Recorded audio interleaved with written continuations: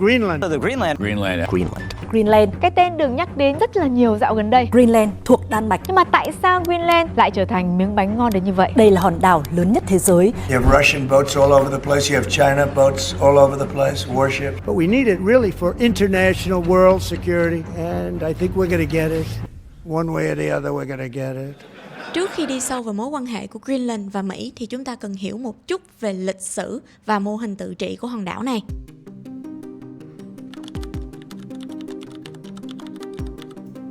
Về mặt địa lý thì Greenland nằm ở lục địa Bắc Mỹ nhưng là vùng lãnh thổ tự trị của Vương quốc Đan Mạch. Nhìn vào bản đồ thế giới thì Greenland gần như là bằng cả châu Phi, nhưng mà đây mới là kích thước thật sự của hòn đảo này. Thực tế thì diện tích của Greenland chỉ khoảng 2,1 triệu km vuông, trong khi diện tích của cả châu Phi là khoảng 30 triệu km vuông, nghĩa là châu Phi lớn hơn Greenland khoảng 14 lần. Nó không lớn như chúng ta tưởng đúng không? Nguyên nhân tại sao thì mọi người có thể tìm hiểu thêm về bản đồ Mercator, mình sẽ không bàn sâu vào vấn đề này. Quay trở lại với Greenland, từ khoảng 2.500 năm trước công nguyên, Greenland đã bắt đầu đón nhận những làn sóng di cư khác nhau trải qua nhiều thời kỳ. Một cột mốc đặc biệt đó là vào năm 982, Eric the Red, người bị trục xuất khỏi Iceland, đã quyết định đi khám phá các vùng đất phía Tây. Mùa hè năm 983 thì ông đã đặt chân lên hòn đảo này. Vì những đồng cỏ xanh tươi mà ông nhìn thấy, Eric đã đặt tên cho hòn đảo là Greenland, có nghĩa là vùng đất xanh. Ông cũng tin rằng cái tên này sẽ hấp dẫn mọi người đến sinh sống hơn. Eric the Red đã dành trọn 3 năm lưu đày để thám hiểm nơi đây. Sau 3 năm thì ông trở về Iceland và kêu gọi người dân di cư sang. Họ mang theo nhiều động vật, cả ngựa, bò và trâu. Tổng cộng có 35 con tàu khởi hành nhưng mà chỉ có 14 con tàu sống sót đến Greenland. Ở đây có một điều khá là thú vị, đó là mặc dù có tên là Greenland, có nghĩa là vùng đất xanh, nhưng mà hơn 80% diện tích của Greenland bị bao phủ bởi lớp băng khổng lồ, trong khi Iceland thì chỉ có khoảng 10% diện tích là băng, còn lại thì khá là xanh. Điều này tạo nên một cái nghịch lý thú vị, đó là Greenland is icy and Iceland is green. Được rồi, quay lại với dòng thời gian. Thì những người Bắc Âu đã sinh sống tại Greenland trong nhiều thế kỷ, mãi cho đến năm 1721, nhà truyền giáo Hans Egede được lệnh của nhà vua Vương quốc Đan Mạch Na Uy đến Greenland với mục tiêu là tìm lại những người định cư Bắc Âu đã mất liên lạc và truyền bá đạo Tin lành cho họ. Nhưng mà khi đặt chân lên hòn đảo thì ông chỉ thấy người Inuit thôi. Họ là những cư dân bản địa đã sống và thích nghi với vùng này từ lâu. Mặc dù là không tìm thấy người Bắc Âu nào, nhưng mà ông vẫn ở lại truyền giáo cho người Inuit địa phương. Đây được xem là khởi đầu cho thời kỳ thuộc địa của Greenland dưới quyền Đan Mạch. Đến năm 1814 thì liên minh Đan Mạch Na Uy tan rã, Greenland chính thức thuộc về Đan Mạch. Sau đó thì Đan Mạch đã thực hiện chính sách thuộc địa khép kín, độc quyền thương mại và hạn chế người nước ngoài tiếp cận đảo. Mọi thứ tiếp tục như thế cho đến khi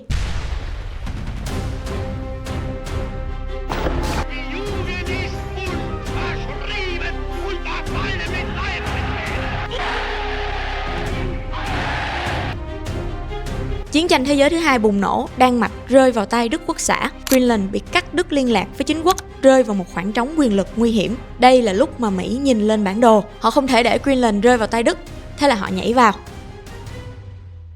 Mỹ đã ký một hiệp ước với đại sứ Đan Mạch tại Mỹ, thiết lập các căn cứ quân sự tại đây. Đây là lần đầu tiên mà Greenland mở cửa với thế giới, cũng là lần đầu tiên trong lịch sử Mỹ bước chân vào Greenland. Sau chiến tranh thế giới thứ hai là thời kỳ của chiến tranh lạnh. Năm 1946 thì Tổng thống Mỹ Harry Truman đã đề nghị mua lại Greenland từ Đan Mạch với giá 100 triệu đô la bằng vàng. Đứng trước lời đề nghị của Mỹ, Đan Mạch đã từ chối. Nhưng mà cái sự từ chối này nó không đồng nghĩa với việc mọi thứ quay trở lại như cũ, bởi vì Đan Mạch họ đã nhận ra là họ không thể giữ Greenland như là một hòn đảo lạc hậu và khép kín như trước được nữa. Tại sao lại như vậy? Đầu tiên là sự hiện diện của Mỹ. Mỹ đã có căn cứ quân sự tại Greenland từ Thế chiến thứ hai và họ không rời đi bởi vì ngay sau đó là thời kỳ chiến tranh lạnh.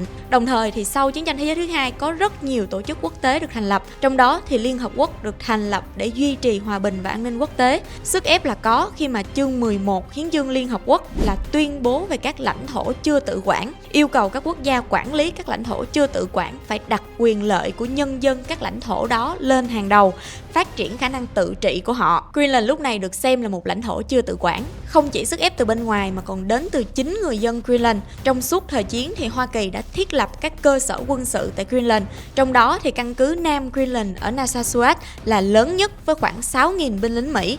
Lúc đó thì dân số của Greenland chỉ khoảng 20.000 người thôi, nghĩa là cái sự hiện diện của Mỹ có thể xem là đông rồi và ít nhiều cũng sẽ có tác động tới nhận thức của người dân tại đây. Đương nhiên là sau khi tiếp xúc với thế giới bên ngoài mà đặc biệt là nền công nghiệp Mỹ nữa thì đương nhiên là người Inuit họ không muốn quay trở lại cuộc sống biệt lập và lạc hậu như trước nữa. Và thế là tất cả đã dẫn tới năm 1953, Đan Mạch sửa đổi hiến pháp. Điều 1 của hiến pháp quy định hiến pháp này áp dụng cho tất cả các phần của Vương quốc Đan Mạch, bao gồm cả Greenland. Trước đó thì Greenland không được bao hàm trong định nghĩa này. Đồng thời thì người dân tại đây chính thức được cấp quyền công dân Đan Mạch, có 2 ghế trong Quốc hội Đan Mạch. Và đương nhiên là sau khi mà sửa đổi hiến pháp thì Đan Mạch họ đã thông báo cho Liên Hợp Quốc. Chi tiết cụ thể như sau: vào ngày 5 tháng 6 năm 1953, một sửa đổi hiến pháp đã được thông qua. Theo đó thì Greenland nay đã trở thành một bộ phận không thể tách rời của Vương quốc Đan Mạch, với các quyền tương ứng như những phần khác của Đan Mạch. Dân cư của Greenland đã có quyền trong đại diện Quốc hội trên cơ sở bình đẳng với phần còn lại của dân cư Đan Mạch. Trước sự thay đổi này thì chính phủ Đan Mạch coi các trách nhiệm của mình theo chương 11 của hiến chương là đã chấm dứt, và vì vậy quyết định chấm dứt việc nộp các bản báo cáo thông tin theo điểm E điều 73. Thì đơn giản là cái văn bản này Đan Mạch họ gửi lên Liên Hợp Quốc để mà thông báo là hiện tại hiến pháp đã được thông qua, Greenland không còn là một vùng lãnh thổ chưa tự quản nữa, mà Greenland đã trở thành một phần của Vương quốc Đan Mạch. Chính vì vậy mà họ sẽ ngừng gửi báo cáo cho Liên Hợp Quốc về tình hình của Greenland. 25 năm sau, đạo luật số 577 của Quốc hội Đan Mạch, hay còn gọi là đạo luật tự quản Greenland 1978 ra đời. Sau một cuộc trưng cầu dân Ý với khoảng 70,1% người ủng hộ, thì Greenland đã chính thức có quyền tự trị vào năm 1979. Đạo luật này đóng vai trò rất là quan trọng khi mà nó thừa nhận Greenland là một cộng đồng dân tộc đặc thù và trao quyền tự trị cho người Greenland, tạo ra nghị viện riêng do chính người dân Greenland bầu và thành lập chính phủ riêng do nghị viện kiểm soát. Greenland được quyền tự quản rất nhiều lĩnh vực nội bộ như là thuế, chi tiêu, giáo dục, văn hóa, y tế, v.v. Tất cả đều được liệt kê ở phần phụ lục của đạo luật này. Người dân cũng có quyền cơ bản đối với tài nguyên thiên nhiên, nhưng mà riêng cái việc thăm dò và khai thác dầu khí, khoáng sản phải có thỏa thuận với chính phủ Đan Mạch. Tiếng Greenland được công nhận là ngôn ngữ chính, nhưng mà tiếng Đan Mạch vẫn phải được giảng dạy đầy đủ. Cả hai ngôn ngữ đều được sử dụng trong các hoạt động công quyền. Tiếp nối đạo luật tự trị 1978, đạo luật tự trị Greenland năm 2009 đã đưa vị thế của Greenland lên một nấc thang hoàn toàn mới. Trước hết thì đạo luật này chính thức thừa nhận người Greenland là một dân tộc theo luật pháp quốc tế và có quyền tự quyết. Điểm này rất là quan trọng bởi vì mối quan hệ của Greenland và Đan Mạch không còn là trao quyền nữa, mà là một mối quan hệ thỏa thuận hai bên bình đẳng. Lúc này thì Greenland họ đã có quyền thành lập tòa án của riêng mình, mở rộng quyền tự chủ về tư pháp so với giai đoạn trước. Một cái điểm nữa là Greenland được quyền tự quyết thời điểm tiếp nhận các lĩnh vực quan trọng và đặc biệt là tài nguyên khoáng sản. Mọi nguồn thu từ hoạt động khai thác tài nguyên tại Greenland thuộc về chính quyền Greenland, nhưng mà sẽ kéo theo giảm trợ cấp từ Đan Mạch. Đây là cơ chế thoát phụ thuộc có kiểm soát, khuyến khích Greenland phát triển kinh tế dựa trên chính nguồn lực của mình. Thêm một cái điều quan trọng nữa đó là tiếng Greenlandic là ngôn ngữ chính thức duy nhất tại Greenland, thay vì hai ngôn ngữ song song như trước. Quan trọng nhất là đạo luật 209 lần đầu tiên vạch ra một con đường pháp lý rõ ràng dẫn tới độc lập. Cụ thể thì luật quy định là nếu người dân Greenland thông qua trưng cầu dân Ý lựa chọn độc lập thì sẽ tiến hành đàm phán giữa chính quyền Greenland và Đan Mạch để thực hiện quá trình đó. Nói một cách khác thì họ có con đường hợp pháp dẫn tới độc lập trong tương lai. Tính tới thời điểm hiện tại thì Đan Mạch họ vẫn duy trì một cái khoản trợ cấp cố định hàng năm cho Greenland. Khoản tiền này chiếm khoảng 50% tổng thu ngân sách của chính quyền Greenland và đóng góp tới 20% GDP của hòn đảo. Nếu như mà không có các cái khoản trợ cấp này thì các dịch vụ công như là giáo dục, y tế hay là phúc lợi xã hội thì khó có thể duy trì ở cái tiêu chuẩn hiện tại. Cho nên là cái con đường mà đi tới độc lập hoàn toàn của Greenland cũng không hề dễ, bởi vì trước mắt họ phải độc lập về tài chính cái đã. Mặc dù là nơi có nhiều tài nguyên khoáng sản nhưng mà cũng không dễ để khai thác, bởi vì nó còn là vấn đề về khí hậu khắc nghiệt, lo ngại về ô nhiễm phóng xạ, cơ sở hạ tầng thì yếu. Người Greenland thì họ chủ yếu di chuyển bằng máy bay, thuyền, trực thăng hoặc là xe trượt tuyết, xe trượt chó. Greenland cũng có địa chính trị nhạy cảm nữa. Được rồi, đến đây thì chúng ta đã hiểu được Greenland là ai, đến từ đâu và vì sao cái hòn đảo này lại có một cái vị thế pháp lý đặc biệt như ngày hôm nay. Vậy thì đã đến lúc đổi góc máy, nhìn hòn đảo này dưới góc nhìn của Hoa Kỳ khi mà ý tưởng mua lại Greenland đã có từ 160 năm trước.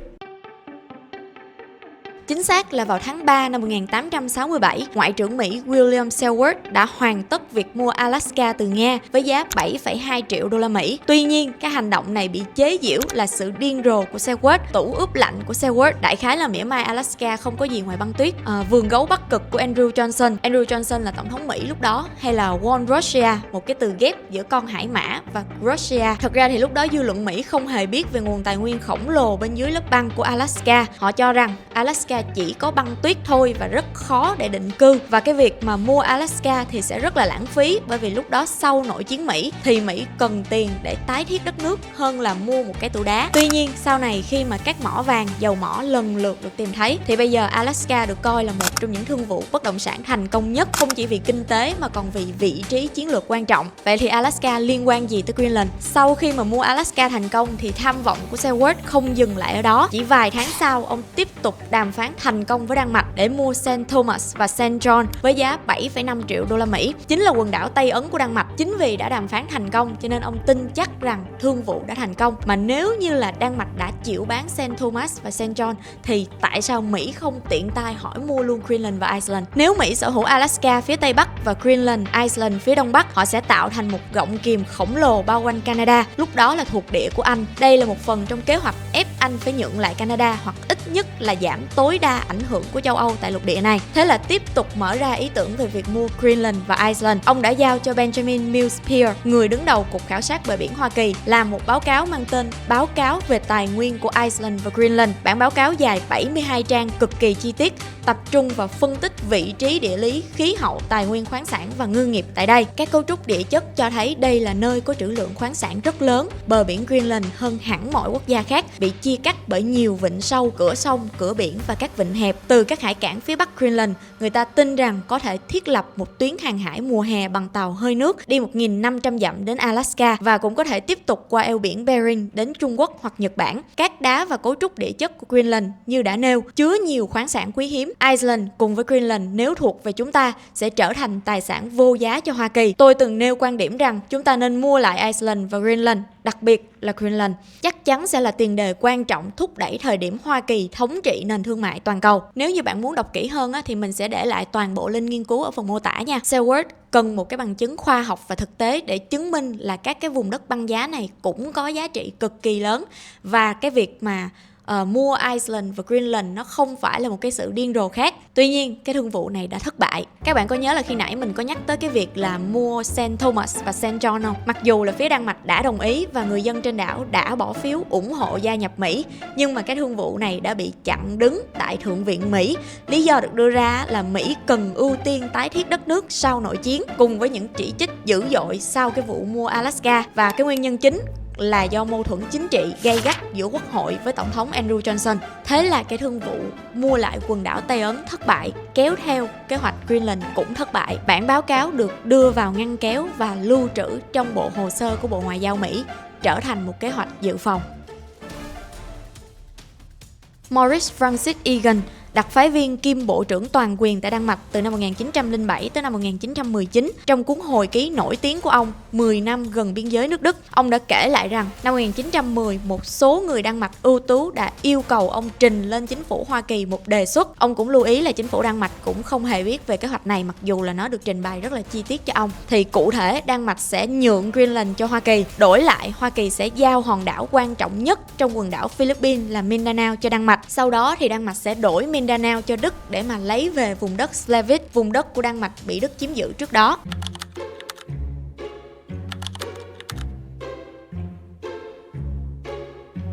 Đức muốn hòa bình với các ông, họ sẽ giúp các ông duy trì trật tự ở Philippines. Greenland đối với các ông có giá trị hơn đối với chúng tôi, và Slavic sẽ lại thuộc về Đan Mạch. Lỡ như Đức thâu tóm xong Philippines rồi lại lật lọng chiếm lại Slavic thì sao? Trừ khi chúng ta có một cường quốc bảo vệ, không thì đây là một thỏa thuận tồi. Hơn nữa, đời nào phía Anh Quốc chịu để yên cho các ngài độc chiếm Greenland? Vậy chúng tôi không lấy Greenland, lấy quần đảo Tây Ấn thì sao? Không được. Các ông sẽ không bao giờ thuyết phục được chúng tôi nhượng lại Tây Ấn. Chúng tôi hoàn toàn có thể biến chúng thành một phần lãnh thổ đáng tự hào của quốc gia mình. Greenland đối với tiềm lực của các ông sẽ có giá trị hơn đối với chúng tôi. Nó hoàn toàn có thể trở thành một Alaska thứ hai. Cuối cùng thì kết quả đã không đi theo hướng hoán đổi thuộc địa đầy rủi ro. Đến năm 1917 thì một thỏa thuận mang tính thực tiễn và sòng phẳng hơn đã được ký kết. Hoa Kỳ đồng ý mua lại quần đảo Tây Ấn với giá 25 triệu đô la bằng vàng, đồng thời công nhận quyền cai trị tuyệt đối của Đan Mạch tại Greenland. Tại sao Mỹ lại đồng ý mua quần đảo Tây Ấn với giá cao như vậy, mà thậm chí còn chấp nhận cái quyền cai trị của Đan Mạch tại Greenland, trong khi nước Mỹ cũng muốn hòn đảo này mà? Bởi vì năm 1910 thì chiến tranh chỉ là nguy cơ, nhưng mà tới năm 1917, chiến tranh thế giới thứ nhất đã bùng nổ toàn diện. Lúc này thì Mỹ không tham chiến, nhưng mà cực kỳ lo ngại về việc Đức sẽ chiếm được Đan Mạch. Nếu như Đức chiếm được Đan Mạch thì họ sẽ nghiễm nhiên sở hữu quần đảo Tây Ấn. Mỹ buộc phải mua đứt các hòn đảo này để biến chúng thành lá chắn bảo vệ kênh đào Panama. Ngày 31 tháng 3 năm 1917 thì Hoa Kỳ chính thức tiếp quản quần đảo Tây Ấn thuộc Đan Mạch, đổi tên thành quần đảo Virgin thuộc Mỹ. 6 ngày sau khi mua quần đảo Tây Ấn thành công, ngày 6 tháng 4 năm 1917, Hoa Kỳ chính thức tuyên chiến với Đức, tham gia chiến tranh thế giới lần thứ nhất. Đức kiệt quệ và ký hiệp định đình chiến vào ngày 11 tháng 11 năm 1918. Mỹ bước ra khỏi cuộc chiến với tư cách là chủ nợ lớn nhất thế giới. Đan Mạch nhận lại được vùng Bắc Slavic từ Đức.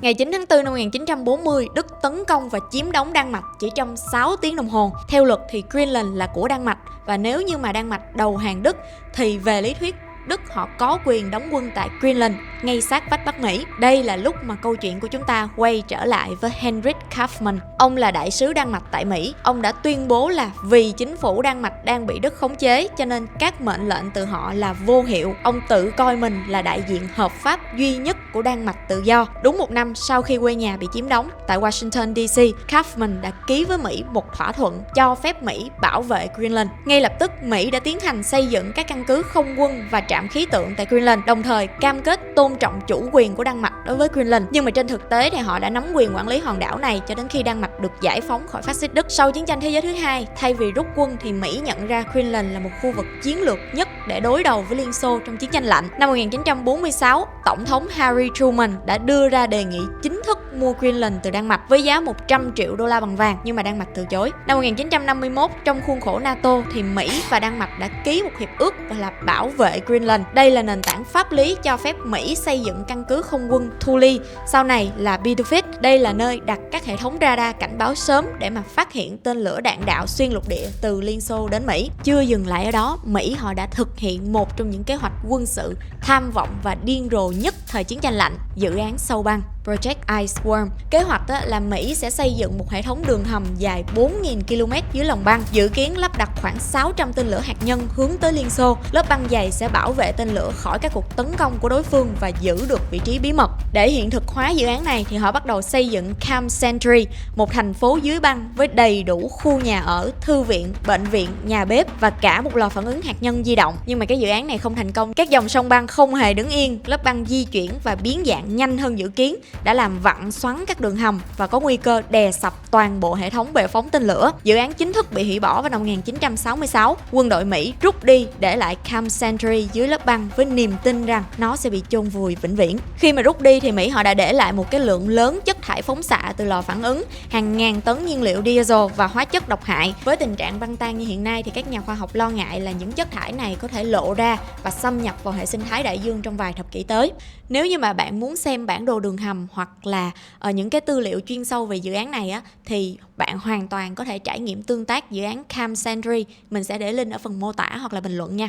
Tiếp nối một kế hoạch điên rồ nhất thời chiến tranh lạnh là một thảm họa hạt nhân tồi tệ nhất thời chiến tranh lạnh tại Greenland. Năm 1968, một chiếc máy bay B-52 của Mỹ chở bom hạt nhân đã lao thẳng xuống lớp băng dày trên vịnh North Star, cách đường băng của căn cứ Thule khoảng 11 km. Dù là không gây ra vụ nổ hạt nhân nhưng mà đã phát tán vật liệu phóng xạ trên diện tích rộng, để lại một vùng đen dài 700 m, rộng 160 m trên mặt băng. Ngay sau khi vụ tai nạn xảy ra thì chính phủ Đan Mạch đã chịu áp lực cực lớn từ dư luận trong nước, bởi vì trước đó Đan Mạch họ đã tuyên bố là không có vũ khí hạt nhân trên lãnh thổ. Vì vậy mà sự hiện diện của 4 quả bom nhiệt hạch tại Greenland là một cú sốc chính trị. Để xoa dịu dư luận và giữ vững chủ quyền thì Đan Mạch đã đưa ra những yêu cầu rất khắt khe đối với Washington, phải thu dọn sạch sẽ mọi dấu vết của vụ tai nạn, bao gồm cả lớp băng bị nhiễm xạ. Do lo ngại nguy cơ mất căn cứ tại Greenland thì Mỹ họ đã đồng ý. Một chiến dịch dọn dẹp mang tên Crested Ice đã được tiến hành nhanh chóng. Tất cả số thùng phi chứa băng nhiễm xạ cùng với xác máy bay đã được đưa lên tàu và vận chuyển về cơ sở hạt nhân Savannah River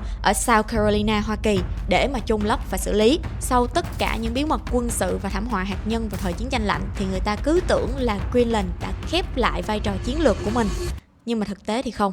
Gần nửa thế kỷ sau, Greenland một lần nữa trở thành tâm điểm chú ý của thế giới. Năm 2019 thì Tổng thống Donald Trump công khai ý định muốn mua lại toàn bộ đảo Greenland từ Đan Mạch, ví nó như một thương vụ bất động sản lớn. Chính phủ Đan Mạch và Greenland đáp trả cứng rắn là Greenland không phải để bán. Điều này dẫn tới việc ông Trump hủy chuyến thăm Đan Mạch ngay sau đó. Năm 2020 thì Mỹ chuyển sang dùng tiền và sự hiện diện ngoại giao để lấy lòng chính quyền địa phương. Mỹ chính thức mở lại lãnh sự quán tại thủ đô Nuuk của Greenland sau 67 năm đóng cửa, đồng thời công bố gói viện trợ trị giá 12,1 triệu đô la cho Greenland. Năm 2023 thì căn cứ không quân Thule chính thức được đổi tên thành căn cứ không gian Bideford, khẳng định Greenland không chỉ là trạm để chặn tên lửa từ Nga như thời chiến tranh lạnh nữa, mà hiện đã trở thành trung tâm giám sát không gian của Mỹ. Đồng thời trước đó khi mà Mỹ xây dựng căn cứ Thule thì cũng buộc người Inuit địa phương phải di dời, cho nên là bây giờ họ đổi tên thành Bideford, là một cái tên gọi bằng tiếng bản địa của người Inuit, thì cũng có thể xem là một cách để xoa dịu người dân bản địa. Chủ đề nhanh chóng nóng trở lại khi mà ông Trump tái đắc cử.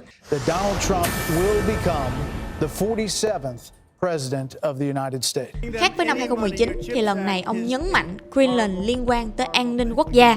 Đan Mạch không thể tự bảo vệ Greenland trước các mối đe dọa từ Nga và Trung Quốc tại Bắc Cực. Điều này sẽ gây nguy hiểm cho an ninh của Mỹ. Cuối năm 2025 thì Tổng thống Donald Trump đã bổ nhiệm thống đốc bang Louisiana làm đặc phái viên cho các vấn đề về Greenland, với nhiệm vụ rõ ràng là đưa Greenland trở thành một phần của nước Mỹ. Ông Trump tuyên bố Mỹ sẽ giành lấy quyền kiểm soát Greenland bằng cách này hay là cách khác và không loại trừ khả năng sử dụng các biện pháp mạnh mẽ hơn nếu như ngoại giao thất bại. I would like to make a deal, the easy way, but if we don't do it the easy way, we're going to do it the hard way. Now seeing Nicolas Maduro taking place. And I also have a message tonight for the incredible people of Greenland. We strongly support your right to determine your own future.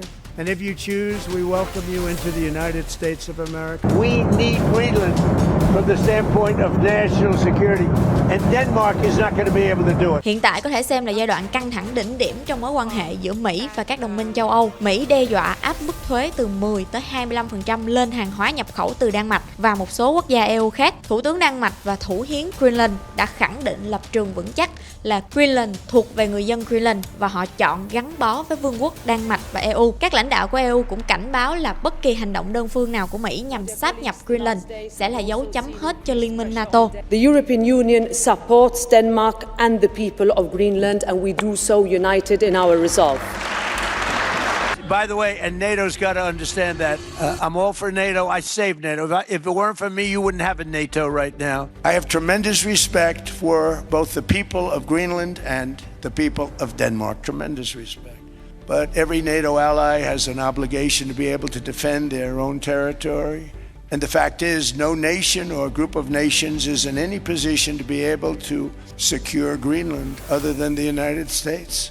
We're a great power, much greater than people even understand. I think they found that out 2 weeks ago in Venezuela.